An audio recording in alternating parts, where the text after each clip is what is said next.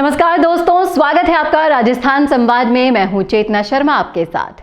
दोस्तों, हम लगातार आपके लिए हमारी हिस्टोरिकल सीरीज के अंदर कुछ ऐसी रोचक जानकारियां लेकर आ रहे हैं जो आपने कहीं नहीं सुनी होगी। आज के इस वीडियो में हम आपको बताने वाले हैं महाराणा प्रताप के बारे में ऐसे रोचक तथ्य जो आपने ना देखे होंगे ना सुने होंगे। आपने उनके बहादुरी के किस्से और कहानियां तो बहुत सुनी होंगी, लेकिन आज जो हम बताने वाले हैं उनके संघर्ष के बारे में और उनके बारे में जो रोचक बातें करेंगे वो सिर्फ और सिर्फ इस वीडियो में ही आपको मिलने वाली हैं, इसलिए इस वीडियो को लास्ट तक जरूर देखिएगा। चलिए शुरू करते हैं। महाराणा प्रताप आधुनिक राजस्थान के एक प्रति मेवाड़ के शासक थे, जिसमें मध्य प्रदेश में भीलवाड़ा, चित्तौड़गढ़, राजसमंद, उदयपुर, पिरावा, नीमच और मंदसौर और गुजरात के कुछ हिस्से शामिल हैं। महाराणा प्रताप जयंती 6 जून को बहादुर राजपूत योद्धा की जयंती के रूप में मनाई जाती है। महाराणा उदय सिंह और महारानी जयवंता बाई के सबसे बड़े पुत्र होने के नाते प्रताप राजपूत वीरता और परिश्रम के प्रतीक थे।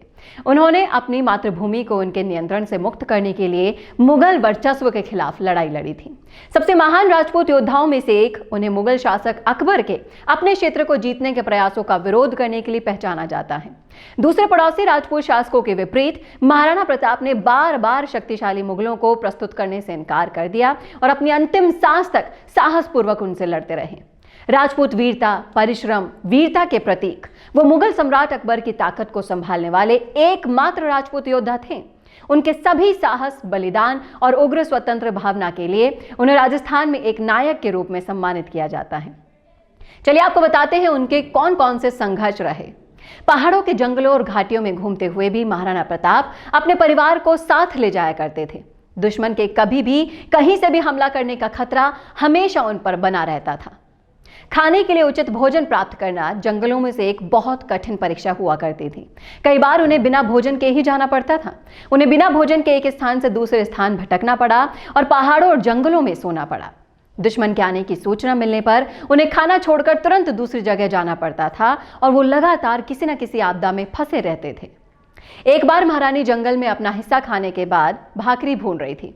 उन्होंने अपनी बेटी को खाने के लिए बची हुई भाकरी को रखने के लिए कहा, लेकिन उसी समय एक जंगली बिल्ली ने हमला किया और राजकुमारी को असहाय रोते हुए छोड़कर उसके हाथ से भाकरी का टुकड़ा छीन लिया।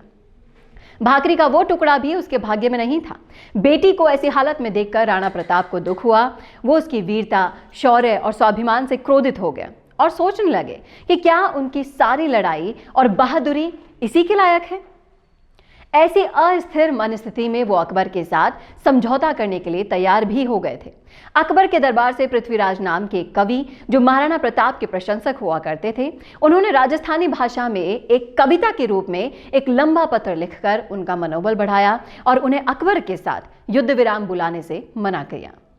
उस पत्र के साथ राणा प्रताप को लगा जैसे उन्होंने 10,000 सैनिकों की ताकत हासिल कर ली हो। उनका मन शांत हो गया और स्थिर भी हो गया। उन्होंने अकबर के सामने आत्मसमर्पण करने का विचार छोड़ दिया।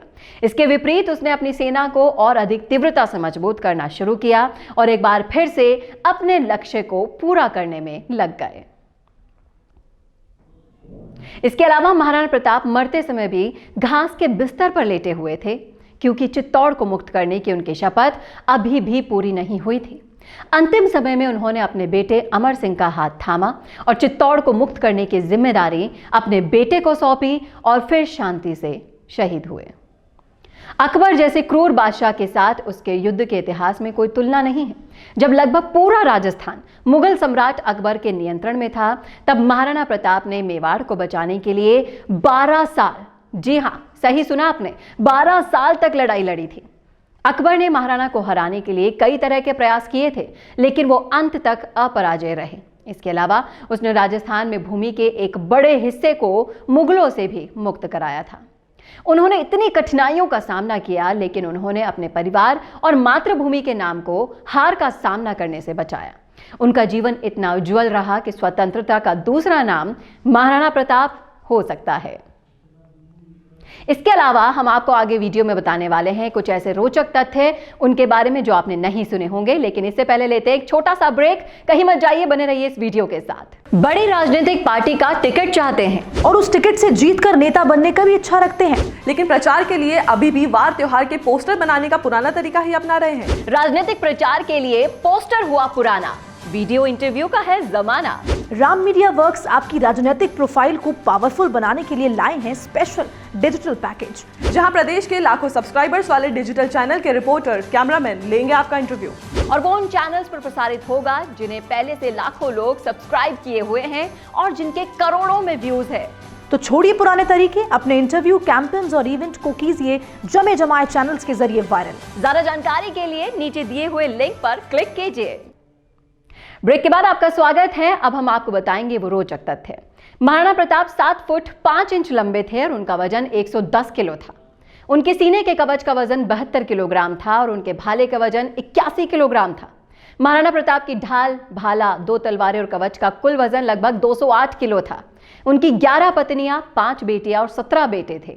उनकी पत्नियों के नाम हैं अजबदे पवार, रानी लखबाई, रानी चंपाबाई झाटी, रानी शाहमती बाई हाड़ा, रानी रत्नवती बाई परमार, रानी सोलखनीपुर बाई, अमरबाई राठौर, बाई राठौर, रानी आलमदेवाबाई चौहान, जसोबाई चौहान और रानी खिचराशाबाई। महाराणा प्रताप और उनके परिवार को लंबे समय तक जंगलों में रहना पड़ा था और वो घास की बनी चपातियों पर जीवित रहे थे। एक दिन एक जंगली बिल्ली ने महाराणा की बेटी के हाथ से घास की रोटी छीन ली। तभी उसने अकबर के सामने आत्मसमर्पण करने का फैसला कर लिया था।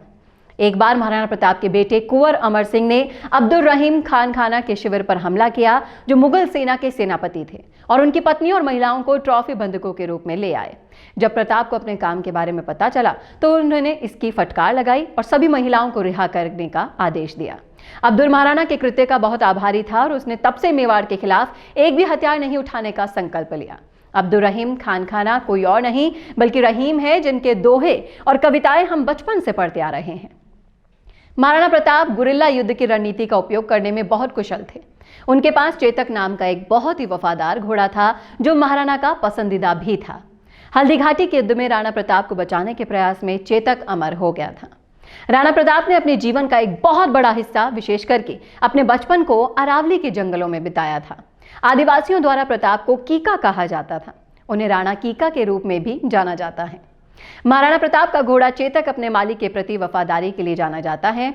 कहा जाता है कि घोड़े के कोट पर नीले रंग का रंग होता है। चेतक ने अपने मालिक की जान बचाने के लिए 21 फीट चौड़ी नदी में छलांग लगाते हुए अपनी जान गंवा दी थी।